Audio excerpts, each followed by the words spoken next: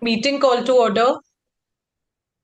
May I request Inspire President Rotarian PHF Ritika Gupta to confirm the minutes of the previous meeting? The minutes of the previous meeting were circulated on the group for everyone's reference, and I hope everyone has gone through the same. Thereby, the minutes of the previous meeting stand confirmed. Dear members, today our guest speaker is a renowned surgeon of liver and multi-organ transplantation. Now I request Rotarian PHF Dr. Rohan Monis to introduce the guest speaker. Good evening, everybody. Thank you, Rotarian Lalgulji, for this amazing day. And I would like to start by wishing everybody a happy and a blessed Easter. It's my privilege to introduce to you the Pakkala, who is presently at the Max Nanavati Super Speciality Hospital, Mumbai, and a consultant in the Department of Pancreato-Biliary Surgeries and Liver and Multi-Organ Transplant Surgeries. He has completed his MBBS from K.S. Hegde Medical Academy, Mangalore, and then he holds his MS in the Department of General Surgery from Seth GS Medical College and KEM Hospital, Mumbai. And then further on, he's completed his DNB in Surgical Gastroenterology from the prestigious Nizam's Institute of Medical Sciences at Hyderabad. Now, his academic excellence was recognized with the ICMR Short-Term Studentship Award too. Now, Dr. Amith Pakkala is a highly skilled and a dedicated transplant surgeon with over a decade of experience into hepato-pancreato-biliary surgery and multi-organ transplantation too. He is actively involved in advancing both living donor and deceased, that is cadaveric organ transplantation, an area of critical importance in improving organ donation in India. In his clinical experience of 10 years, he has got extensive experience into liver transplant and pancreatic transplantation, and into advanced hepato-pancreatobiliary surgical procedures and even malignancies. And those are his also areas of expertise. And on a professional insight, Dr. Pakkala strongly advocates for increasing awareness around disease organ donation in Bharat, emphasizing that strengthening cadaveric donation systems is essential for saving more lives and reducing dependency on living donors. We welcome you, Dr. Amith Kumar Pakkala, on our platform and our forum. And we also welcome all the viewers on the YouTube for this amazing session. Over to Dr. Amith. Thank you, Dr. Rohan, for such a warm introduction. So good evening all. Can I start my presentation now? Yes, please. Okay.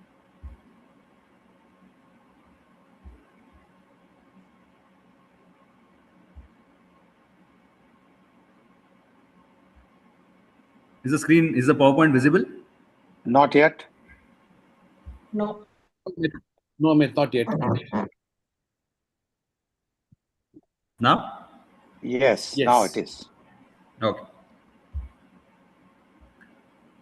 So, my topic today is who needs a liver transplant? Let us understand what is liver failure, who qualifies for a liver transplant, and what does the journey look like post liver transplant. Okay. So, first of all, what does your liver actually do? Your liver is the body's most hard-working organ. So doing almost over 500 jobs every day, which involves detoxification of drugs, toxins, water. It is like a water purification plant. So whatever metabolic toxic substances that get stored in your body, that is detoxified and eventually cleared by the liver. It also acts like an energy storage organ. Okay, it stores sugar. So whenever you eat something, whenever you consume your food, it is whatever is instantaneously needed for your body for the energy consumption. It is utilized, and rest of the nutrient is stored in the liver as sugar. That is glycogen. Okay, and as and when there is need for the energy between meals, it is released by the liver. It also helps in producing blood proteins. Okay, it produces clotting factors that stop you from bleeding, and albumin that keeps fluid inside your vessels. So this albumin and proteins are there. These are the very important components which helps keep the fluid inside your blood vessels so that you don't develop swelling of your body. It processes medications, whatever medicines that we take, so that it doesn't affect our kidneys and other organs in the body. So it detoxifies, as I already said. And the other important function of the liver is it produces bile, or in some languages, in Hindi, for example, we tell it pitta. Okay. So what does bile do? Bile is a fluid which is secreted inside the liver, which helps your intestines absorb fats and some fat soluble vitamins like vitamin A, vitamin D, vitamin E, and vitamin K from your food. And also it is a very important. Liver plays a very important role in your immunity. It houses a lot of immune cells that destroy bacteria and fights infection entering from the gut.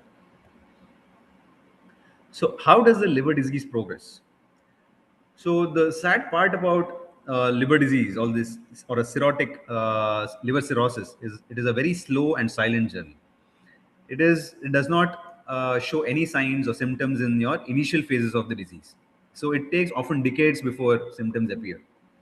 So most of the times we face this scenario in a clinic where the patient comes at the age of 50 or 60 saying that one fine day they started developing swelling in their abdomen, jaundice, and they ask us how did this happen suddenly, all of a sudden. you know so as I said, it is a slow and silent disease. So when there is, I mean, the healthy liver, you have a normal function, there's no damage, so liver can fully compensate. So it can slowly progress to hepatitis. The first stage is hepatitis. Then there is inflammation, which is a reversible stage again. So when you have some form of viral infection or some form of immune attack, so some patients are prone to have these autoimmune diseases, what we call, where your body's immunity system is hyperactive and it attacks your own liver. So that is called as autoimmune disease of the liver. Or there is a fatty liver disease. So these, or there is an injury to the alcohol, I mean, liver due to alcohol consumption. So these are all acute insult to the liver. It can cause a brief transient phase of liver injury called as hepatitis. So most of the patients generally recover from this phase if the insult is transient. So if you're not drinking alcohol every day, or if the viral infection is not progressing rapidly, or the immune attack is controlled with some medicines, then this attack just stays at hepatitis and reverses back. But slowly, if this progresses, what happens is fibrosis and cirrhosis sets in. So again, so fibrosis is still in the current scenario with so much advancements in the medical field. We have medicines in the current era where we can reverse the fibrosis stage to some extent. But once it reaches the cirrhosis and end stage liver failure, it becomes irreversible. So these are the conditions where scar tissue start replacing liver cells. The structure is permanently altered and liver can no longer function. So when there is end stage liver failure, this is the time when we say that the patient might eventually require liver transplant. So what causes liver failure? What are the common causes that we see? So the leading causes requiring liver transplant are, initially it used to be alcohol-related liver disease. Close to 5 to 10 years back, it used to be alcohol-related liver disease. But of late, due to westernization of our culture, sedentary lifestyle, lack of exercise, all these lifestyle modifications that we have these days, we are facing a lot of non-alcoholic fatty liver disease as the most common cause of liver failure. So even it is very surprising to see even young patients, young individuals at the age of 25, 30, 35 coming with the ultrasound report of grade 2, grade 3 fatty liver. So it is rising rapidly. It is linked to obesity and diabetes and various other comorbidities in our life. So next comes alcohol-related liver disease. This is now the second most common cause of liver failure. And the other if you go to Eastern Asian, more Asian side of the country, I mean the world, you see hepatitis B virus, and some of the Central Asian countries also hepatitis B virus is very, very prominent. So, and this is one of the preventable, causes of liver failure, where you can prevent this disease from progressing with vaccination.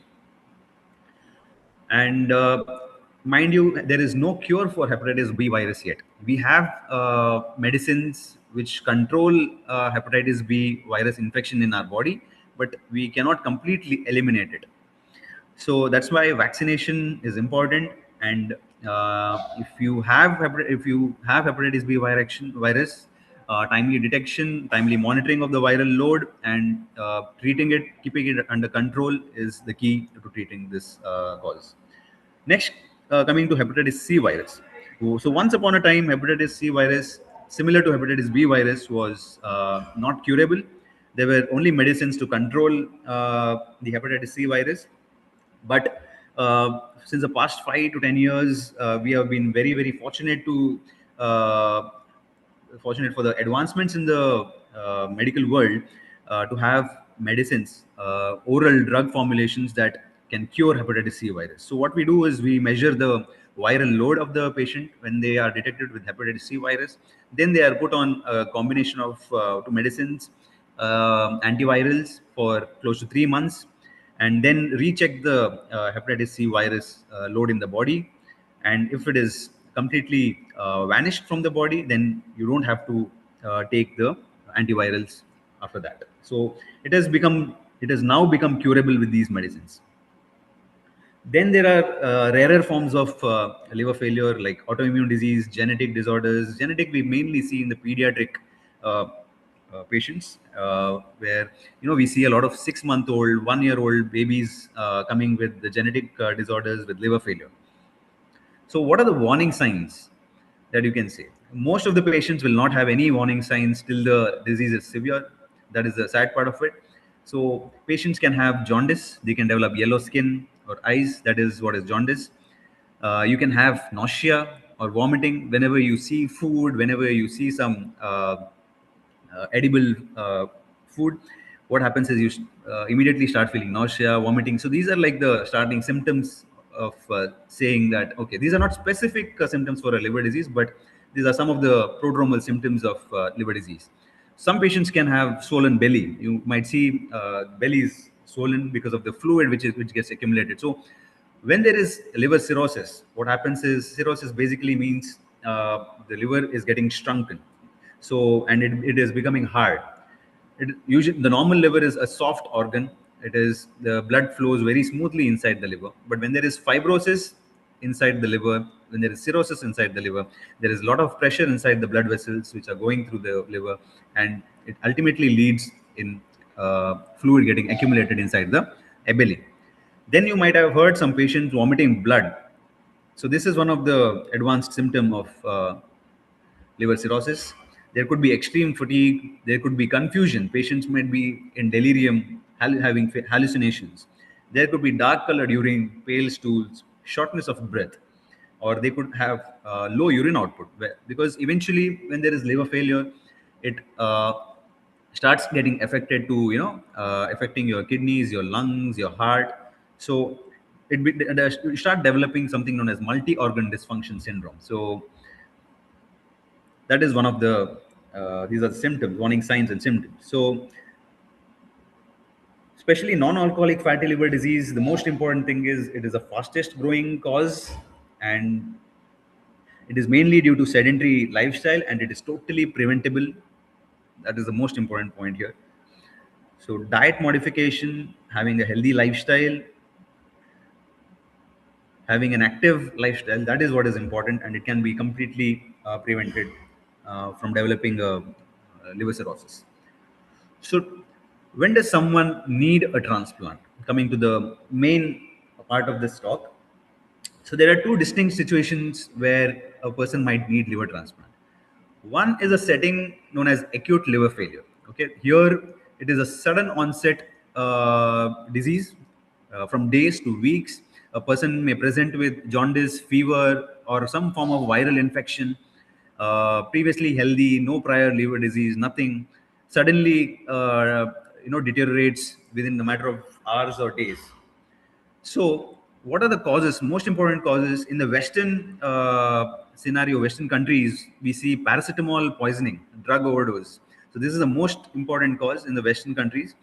In Indian scenario, we see a lot of hepatitis A, hepatitis E virus, and autoimmune diseases coming up with acute liver failure. And the other important point that I want to highlight is, especially in Indian scenario, what we see is most of the family members, once the patient family member develops some form of jaundice or fever, they go to a local uh, whatever they say as a doctor, and he prescribes some ayurvedic medications or some form of alternate medicine. And once they take this alternate ayurvedic medications or some form of homeopathy medications that they mention, the deterioration of the liver function worsens within hours. This is the most common scenario that we see when the patient presents to us with acute liver failure. Though most commonly these viral illness which affects the liver are completely curable, but due to these uh, so-called quacks prescribing all these drugs which are non-evidence based, suddenly cause fulminant hepatic injury and present with acute liver failure. So these are the patients who are on the top priority. So without a transplant, the mortality is 80% within days. So the other set of patients are chronic liver failure. So these are slow onset, take years and years together to for the liver to get damaged. So these patients, they don't deteriorate rapidly. They develop ascites, jaundice, bleeding. Then they have something known as hepatic encephalopathy. As I told you, they develop confusion from the toxin buildup, which happens because of the liver failure. Uh, then there could be liver cancer arising in a cirrhotic liver. So this cirrhotic liver is like a fertile area for cancer to be developed. So cirrhotic liver is always precancerous. That is what we say. So any part of the liver can develop cancer. So these are the patients, other set of patients who will need transplant. So cirrhosis, whenever you find your family member or a person or a friend who comes with the report of cirrhosis, it doesn't mean that they need transplant directly. When a patient develops complications related to cirrhosis, like ascites, as I told you, ascites means fluid getting accumulated in the tummy, or if the patient is getting uncontrolled jaundice, which is not controlled with medicine, or the patient has bleeding varices, he's coughing out blood, vomiting blood, along with jaundice and water accumulating in the abdomen, which are not controlled with medicines. These are the patients who will need transplant. But if there is a patient whose ultrasound report is just showing cirrhosis and there is no other problem, there are some minor fluctuations in the blood reports, but the liver function test is normal. The PT-INR, that is the prothrombin time, is normal. INR is normal. Your renal function tests are normal. Your other parameters, other body functionings are normal. Then these patients upfront, they don't need transplant. You just have to monitor them on a regular basis, every 6 monthly, doing a blood reports, doing an ultrasound scan, is more than enough. And following up with your physician or a hepatologist or a liver transplant doctor is more than enough. They can guide you how to go about it. There is something known as MELD score, used to measure the candidacy for liver transplant in a chronic liver disease patient, whoever has cirrhosis. So a minimum of 15, MELD score of 15 is needed to qualify for a transplant. MELD score, so it is a simple score. You have this online calculator where you can just add your blood reports. Takes 4 parameters. It takes your creatinine, bilirubin, INR into consideration. Just enter the values and you get a MELD score. So then you can plan a transplant. If the MELD score is more than 15, then you can plan for a thorough evaluation and transplant. So again, who qualifies for a liver transplant? End-stage liver disease, as I told you, cirrhosis with any cause with life-limiting complications. As I told you, life-limiting complication means who has drug resistant. I mean, patients who are not responding to medicines for their if they're developing water inside inside the tummy, jaundice, which is just increasing, it is not coming down with medicines, bleeding, or if your liver cirrhosis is affecting your kidney function, your heart function, your lungs, there is water accumulating in your lungs. So these are the cases where the patient needs liver transplant. And there are the selected group of liver cancer patients who are cirrhotic patients who have liver cancer. So even these are the patients who are eligible for liver transplant. And as I told you, acute liver failure, patients who develop acute liver failure.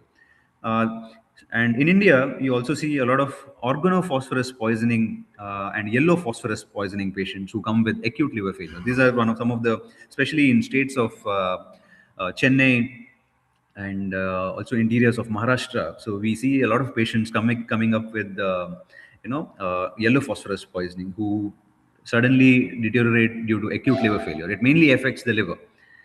And and metabolic liver disease. What does metabolic liver disease mean? And this is mainly seen in young adults, adolescent adults, and pediatric patients, so like Wilson's disease, alpha-1 antitrypsin deficiency. These are all due to genetic defects. The babies, young kids presenting with liver dysfunction.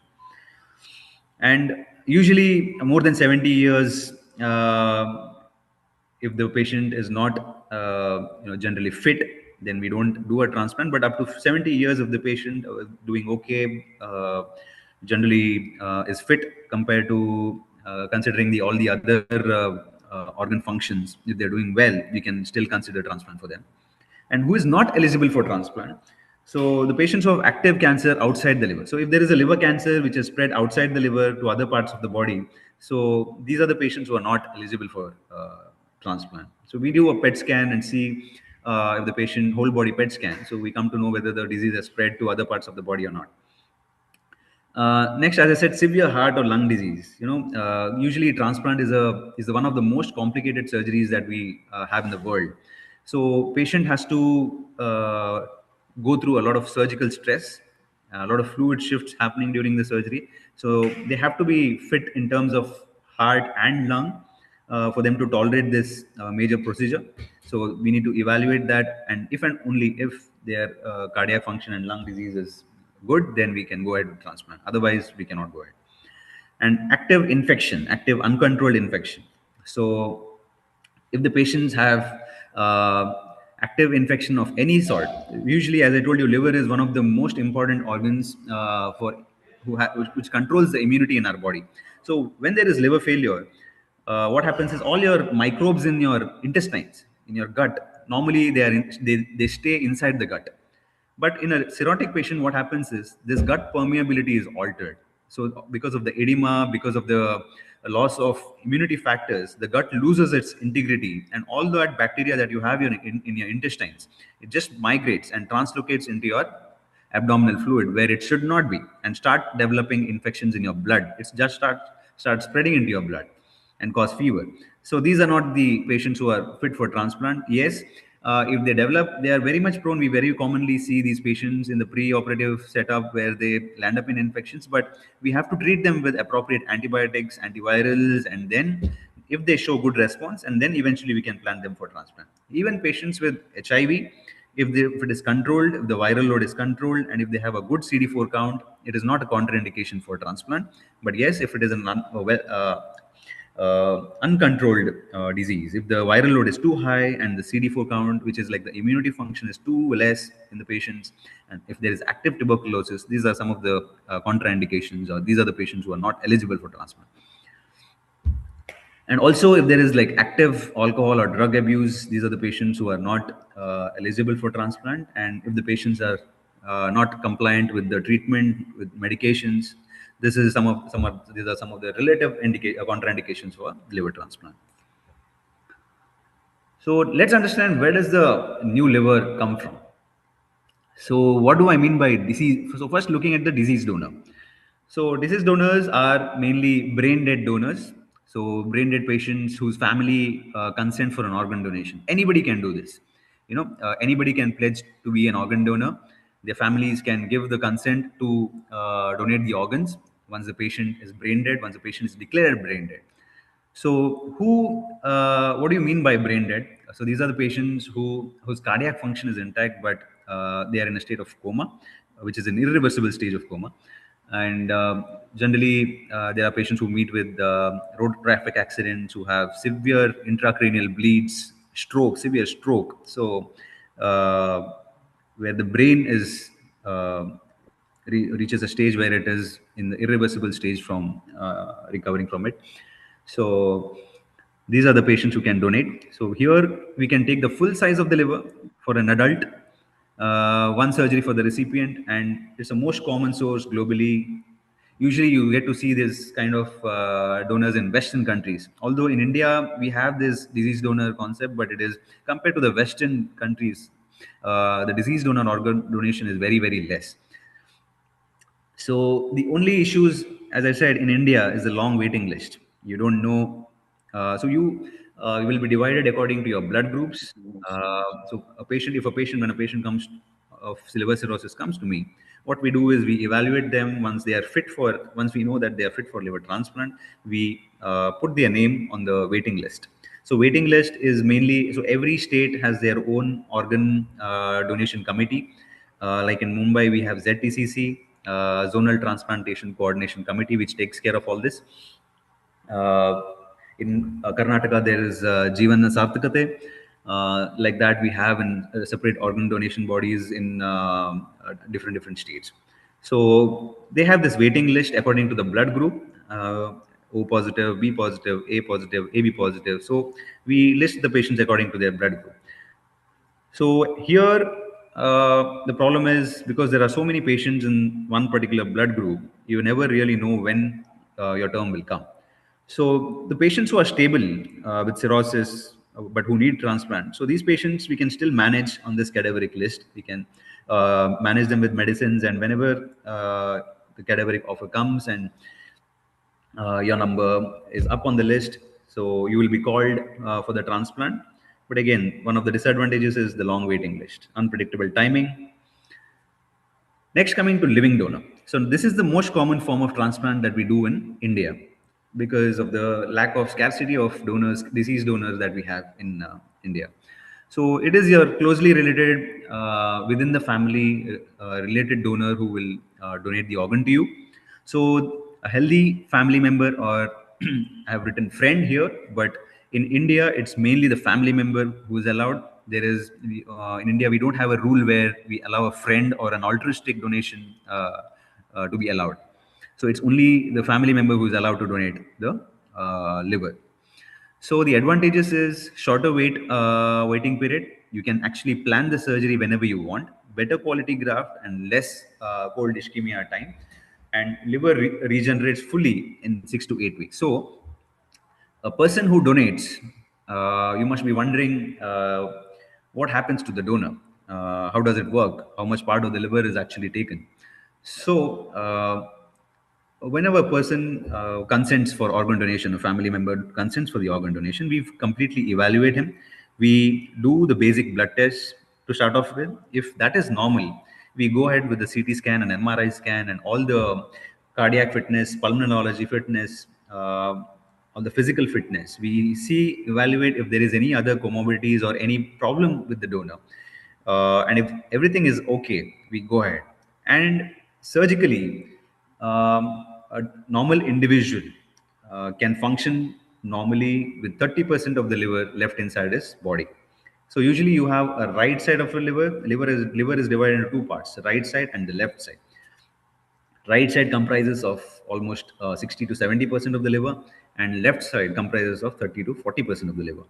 So a person can live a normal life with even 30% of the liver. So that is our limit. What we see in an organ is when we do a scan for him, we see that when we remove, usually in adults, when we do a living donor transplant, we take out the right side of the liver. That is, we take out 60 to 70% of the liver from the donor and transplant it to the patient. So the donor can function normally with this 30% of the liver.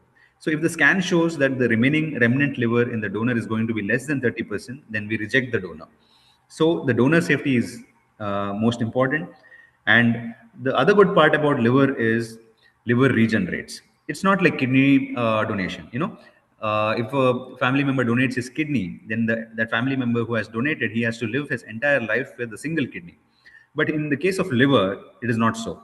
The liver regenerates back to its full size. So almost 80% grows back in 6 to 8 weeks, that is like 2 months. And the next 10 to 20% of the liver, which has to grow back, it grows back in the 6 months to 1 year period of time.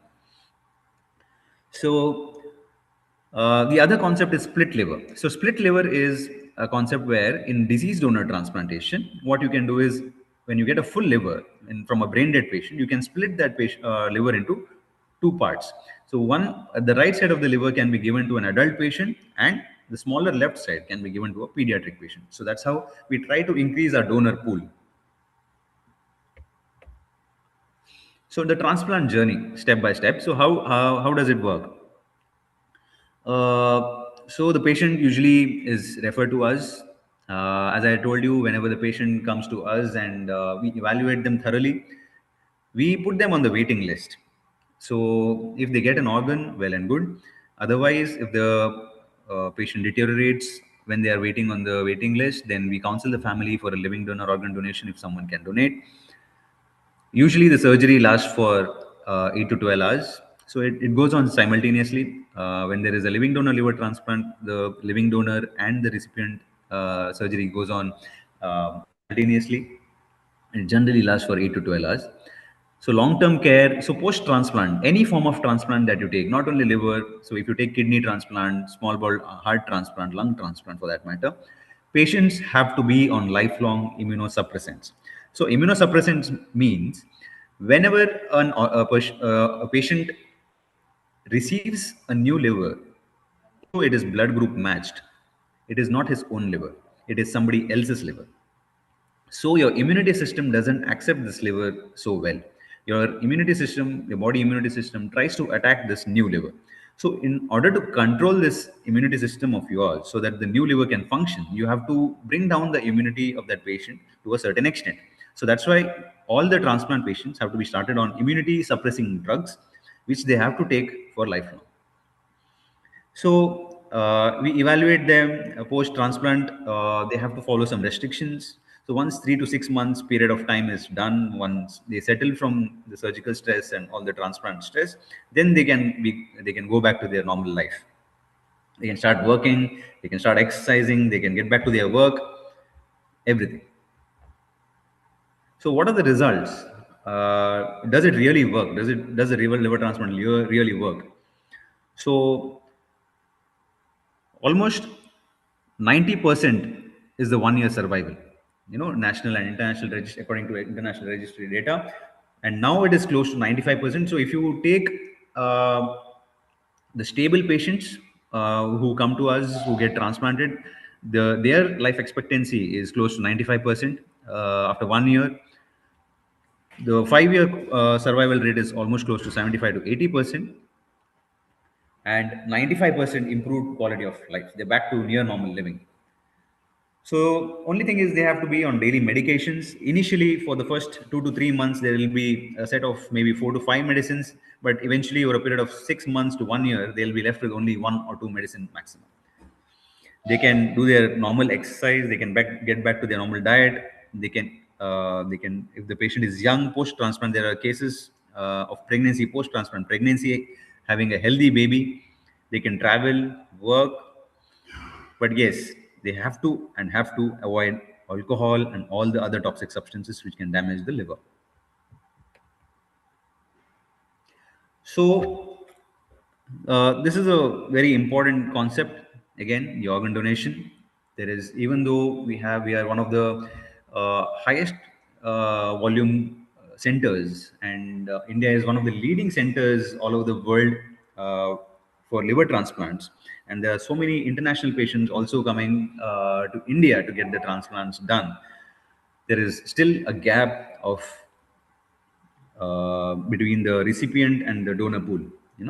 There are so many recipients dying every day because of the lack of, or the scarcity of donors that we are facing right now.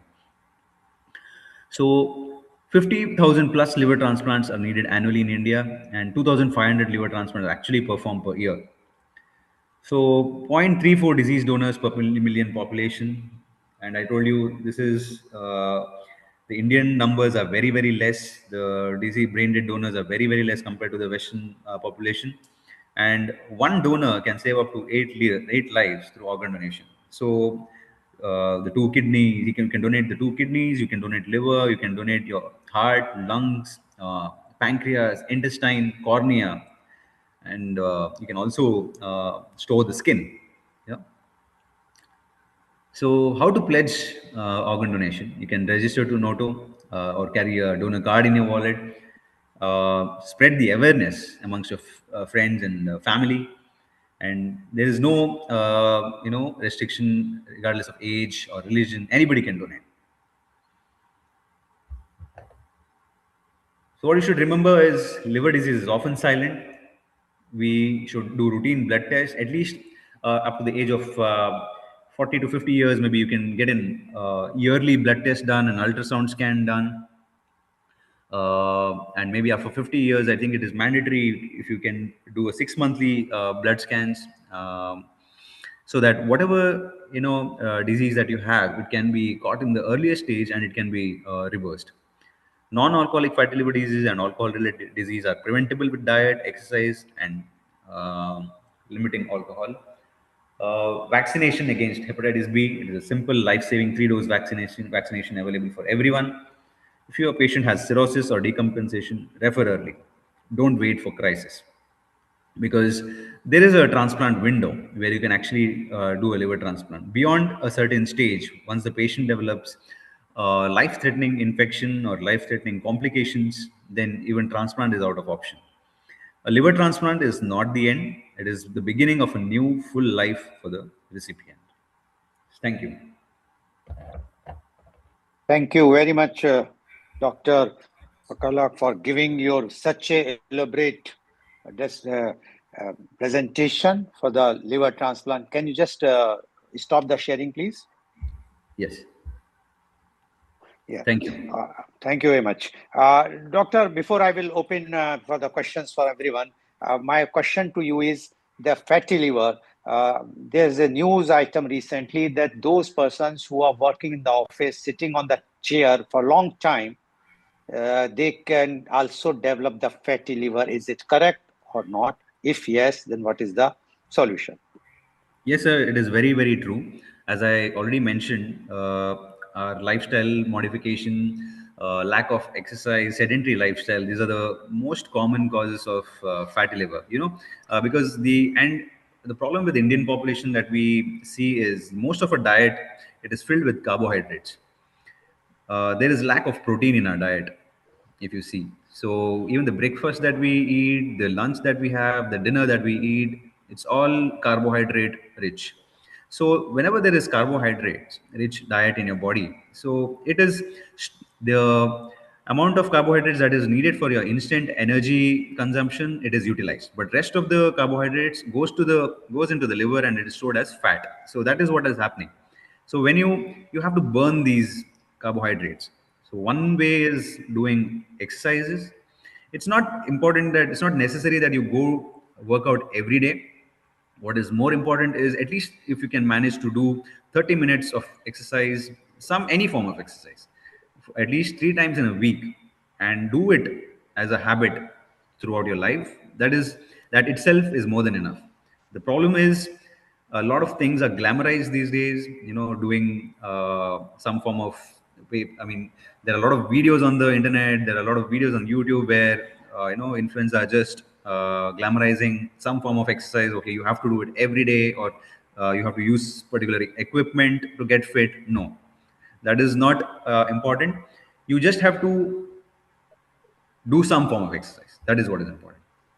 Okay, thank you very much. Now I'm opening the this for the question answer session to everyone. So whosoever would like to ask, just unmute yourself and raise the question. Yes, Professor, Rotarian Professor Dr. Sudhir Saran, please. And I request all of the members, because the topic is important, time is short, please only one question for everyone. A brief question, please. Okay, thank you for giving me the chance. The presentation was very educative. Thank you very much. You mentioned that our diet is at fault and our lifestyle is at fault. We will leave the sedentary life habit. Now, coming to the diet part, what I want to know from you is World Health Organization says that in developing countries, about 2 billion people are not having micronutrition. Minerals are deficient, vitamins are deficient, fiber certainly is deficient in our normal food. So, what I want to understand from Dr. Pakkala is if we correct some amount of micronutrition, will it help in preventing serious liver disease or not? What is the current state of medical science? If I improve my micronutrition, not changing the macronutrition, main food I don't change. I only change the micronutrients through some special technique. Will it help me have a healthy liver or not? Thank you for the question, sir. So micronutrients is only a part of it. It's a very small component. Yes, you can inculcate, you can change your micronutrient aspect of your diet. Yes, but that itself is not the most important part. I would not say changing only your micronutrients is going to help you prevent liver disease. That is not going to happen. Macronutrients are also very, very important. And as I told you, if your protein, if your diet is lacking protein and it is more of carbohydrates, and it is usually a combination, if you're having a sedentary lifestyle plus your diet is at fault, then this is what makes the liver disease progress. And yes, Uh, micronutrients itself is not going to prevent liver disease. Okay. Allow me one more Thank, question, Mr. yeah, Rajesh. well, after Allow me in the just one more second, question. Rotarian Sudhir, sir, in the next round, if that time permits, definitely I will allow. Yes, anyone else wants to ask? Plus, please. Yes, I can see Rotarian PHF Dr. Rohan S. Monis. Yes, please. Dr. Amith, thank you for that beautiful, lucid presentation. Fantastically presented. Two quick questions. One is with the advent of... One question, please. Then the next round I will allow you. Yeah. What is your Dr. Monis, first question, please. Sir, you're not audible, sir. What is you are not audible. Dr. Monis, you are not audible. Please. Hello. Your network Hello, is weak. Yeah, we can't. Yeah, now you please ask. Okay. Yeah, okay. What's experience into positive case transplants, hepatitis or HIV case transplants? No, I don't think that you understand, Dr. Amith, his question? No, sir. No, I'm not actually. No. Sorry, I'm not able to Dr. understand. Monis, I think you switch off your video then and then see if no other things are, because your question is, yeah, please Amit, ask. Can you hear me? Amit, can Yes. you hear me? Yes, go ahead. Yes. Yeah, I just want to help understand what is your experience into HIV or HBV cases which needed transplantation. So yes, sir. So HIV. Yes, so we have transplanted HIV positive patients and hepatitis B positive patients. Hepatitis B positive patients getting transplanted is a very common scenario. So they just have to be on antivirals. So you have drugs like entecavir or tenofovir. So these patients have to be put on these medicines, get the viral load down, and you transplant them. And post-transplant, they have to continue these antivirals throughout their life. So as I said, hepatitis B, there is no cure, and after transplant, so that this hepatitis B virus does not affect the new liver and cause liver cirrhosis again, you have to continue the antivirals even after transplant. And coming to HIV related transplant, yes, if you see HIV patients who are having good immunity and good viral load control, their chances of rejecting the liver is actually more. You might think that your immunity system is low, they might not reject the liver, but it is not the case. Because of the HIV, there is hyperactivation of the immune system in the body, so they tend to reject the liver more. But they do very well if you take everything, if you have everything under control, like the viral load, the CD4 count is high. If everything is under control, they do very well. So we have a patient who underwent transplant 4 years back, and still, is doing really well till date. Okay, thank you very much. Rotarian Rajesh Gurhani, please. Yes, good evening all. Dr. Amith, a great presentation from you. Thank you, sir. I just had one thought in my mind. we were making, things were towards the bioengineered or the artificial liver. Are we making any progress into that?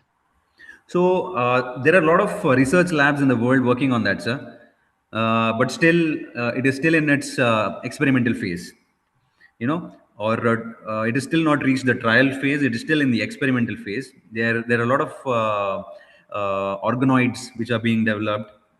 So I would say they are not still in practice.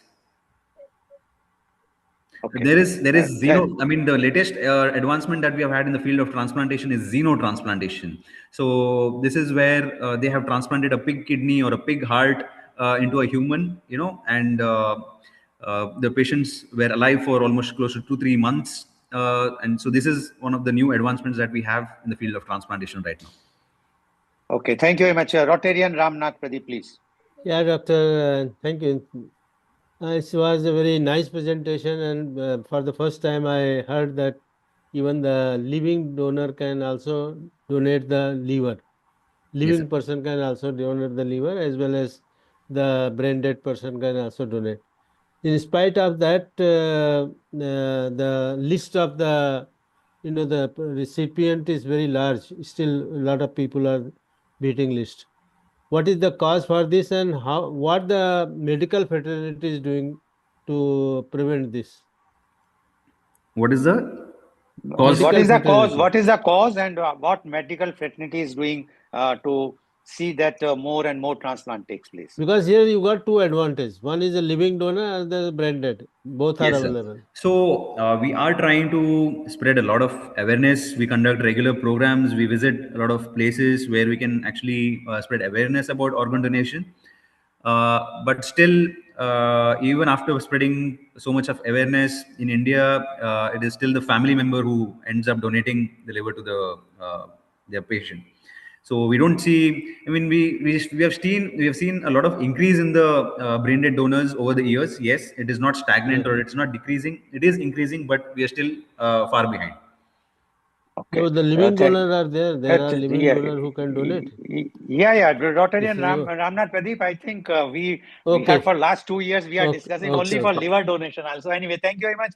Rotarian Inspire President PHF Ritika Gupta, please. Yeah, thank you very much, Rotating Goel. And thank you very much, Dr. Amith, for your detailed presentation. It was actually covering everything that a layman can understand. And that actually drove me to a doubt that, abscess, I want to understand. I'm not too sure if my question is right, or you can correct me maybe. So is abscess like the level one of where it all starts, or that's like a completely different trajectory? And whether if someone has a liver abscess, that can also develop into something like a cirrhosis and then a failure or something No. like that? So liver abscess is completely different. Okay, so Yeah. So that liver abscess is is some form of infection due to some form of infection in your blood. It could be infection in your intestine, which is spread to the liver and cause an abscess. So you treat it with antibiotics, or if you drain the infection, it is treated. It is cured. So okay, it so doesn't that is really not mean that something. it will progress to liver cirrhosis or further fibrosis. No. Okay, and Okay. does this also Okay. happen due to similar reasons? Similar No, reasons no. as The not causes of taking liver the good abscess is care of your. completely different, and the causes of liver cirrhosis are Okay, completely different. thank you Okay. very much. Rotarian Sunil Gupta, please. Sure. Hey, thanks for the great talk, Dr. Amit. My question is the very popular and currently being taken by a lot of patients, the semaglutide and Manjaro type weight loss drugs. I am actually a post-transplant patient, but not liver on the kidney side. And the question is, are there any effects? Is that something that you would say safe for patients? And is there any good data that's coming out to support these, studies? Yes, sir. So there are a lot of data which have been published in terms of semaglutide and Munjaro. But yes, patient selection is the key here. So it should not be prescribed in all patients, like all overweight patients or obese patients. If the patients are extremely obese, they have comorbidities like diabetes, hypertension, any cardiovascular comorbidities.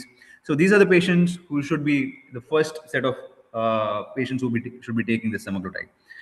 But the problem is, what is happening is people even who are overweight these days, just overweight, just to avoid going to the gym or working out or doing some diet modification. They are taking this easy way out. So that should not be the case. Yes, semaglutide is indicated. It has shown good effects, but in selected group of patients. Okay, thank you. Dr. Amith, this Manjaro, when we are talking, is it beneficial for the liver also? Yes, sir. So it has shown to decrease the fat content in the liver. Okay. Yes. Now, yeah, Rotarian Deepan Shah, please. Yes, thanks, doctor. Question only one. I heard that foreign national peoples are coming in India for transplants. So do they have any special monetary program there, or how they get the liver transplant in India? So there is no special monetary this one, sir. This mainly what is happening is, compared to the rest of the world, India is much more economically feasible for them, and they come with their family member here. It's not that they get listed on the waiting list. Okay, so they come with a family person here, family member who wants to donate. So then that is how the living donor donation happens. Wonderful. Thank you. Rotarian PDG Rajendra Agrawal. Yes, thank you, Lalji. Doctor, I have a question. Can poor people afford a liver transplant, and how? Yes, sir, definitely. So, in our hospital, we do close to 15 to 16 transplants per month. And if you see, almost maybe 8 to 9 patients out of them are non-affording. So we are affiliated, or we have associations with various trusts like Tata Trust. There are a lot of other trusts like to name some few, like Agarwal Trust, and we have Chief Minister's Fund, we have Prime Minister's Fund. So we have associations with them. So we get funds from these different amounts of funds from these different bodies, and that's how some part of the transplant, or sometimes full amount of the transplant, is covered through these bodies. Dr. Amith, I would like to inform you as well as all our members that it is the joint effort of our club as well as Rotarian PDG Rajendra Agrawal that now the Chief Minister of Maharashtra has announced 22 lakhs of rupees for liver transplant. So I am sure that that covers the entire liver transplant in private hospitals. Yes, so sir. thank you very much. Now the question is from Rotarian Sandeep Kulshresht, please. Hello, very good evening to everyone. My question is to Dr. Amith sir is, sir, may we take any LIF52 or likewise tablet as a precautionary measure after meal in a regular manner to save our liver? Sorry, sir, I didn't get your question. Sorry. Sir, my question is, as a precautionary measure, can we take LIF52 or any likewise tablet after meal in regular manner? No, sir. No. That is not recommended. Not recommended. No, okay. No, sir. No. Why so, sir? So there is no proper evidence for that drug to be taken, sir, and there is no evidence for the benefits of that medication. Okay. Thank you. Okay. I have just seen the hand of Rotarian Dr. Brinda Shah. Yes, Dr. Brinda Shah. Shine. Rotarian Dr. Brinda Shine. Please unmute and come switch on your video if possible. So my video has I'm traveling, so that's why I just have a question. And I'm on a treatment also, me being a cancer patient, so I'm on a treatment. So that's why I'm not very comfortable switching on my camera. I'm sorry for that. No issues. It was a very wonderful session. I just have a question. What are the prerequisites for someone who has to donate the liver? Is there anything that, these are the, potential people who can, So is there any prerequisites? So first and foremost, it has to be a related donor. It has to be the member has to be related to you. The second is the age group should be 18 to 55 years. They should not be having any uncontrolled comorbidities like uncontrolled diabetes or uncontrolled hypertension. So we still accept if the diabetes is controlled or hypertension is controlled with medicines, we can still go ahead with if there are no other family member to donate. And also the other prerequisites are we anyway do the blood investigations and the scans For that matter itself, as I told you, we look at the volumes of the liver, and the minimum amount of liver that has to be left out in the donor is 30%. So that is another prerequisite that we see. Okay, thank you very much. Now the questions are over, and only thing is that in your slide you have shown up to 8 lives, but you all also mentioned that the liver can be split. So I think that the correct thing is up to 9 lives can be saved, Yes, doctor. So that is one thing. So before I will go for the vote of thanks, my only thing is that you have mentioned that 1 year survival is 90%. yes, sir. Why this 10% are dying? Because of they are not taking proper medication, or So, that so surgery is as I not. told you, sir, it depends on the set of patients that you operate. So if you, so that is what I have mentioned is a general number. But if you see disease severity, so in a cirrhotic patient, you have different severity in disease. So there are a lot of liver cirrhotic patients who are at the time of transplant, they are already in the ICU, suffering from severe infections and suffering from various complications like renal failure, heart failure. So when we do transplants in such patients, the mortality goes up. But if you take those stable patients who are maybe like having stable complications, which is not very progressive, they are walking, they are like a normal individual, they are managing their day-to-day activities. When we do transplants in such patients, the success rate goes up to 95 to 98%. Okay. So when you average out these complicated patients and these stable patients, so it comes up to close to 90%. But And otherwise, what is your personal experience in this field? so as I told you, this was 95 to 98% is our own experience. And Okay. when we do for the sicker patients, it comes down to 90%. Okay, thank you very much. And now I request Rotarian Dr. Rajiv Gupta to give the vote of thanks. Thank you, Rotarian Lal Goel. I would like to sincerely thank our guest speaker, Dr. Amith Kumar Pakkala, for sharing his time and knowledge with us today. He made a complex topic feel simple and relevant and helped us understand not just when a liver transplant is needed, but why timely decisions can truly save lives. His works remind us that behind every transplant is not just a medical procedure, but a second chance at life for someone and a hope for an entire family. We truly appreciate everything Dr. Pakkala does, both in the operating room and in spreading awareness on such an important cause. Thank you once again for being with us today. Thank you, Rotarian Alguel. Thank you, sir. Thank you, everyone, for Over giving me to this you, the platform. President. Over you to the President. Thank you very much for attending the session, everyone. And special thanks to Dr. Amith. And I thereby adjourn the meeting. Thank you very much.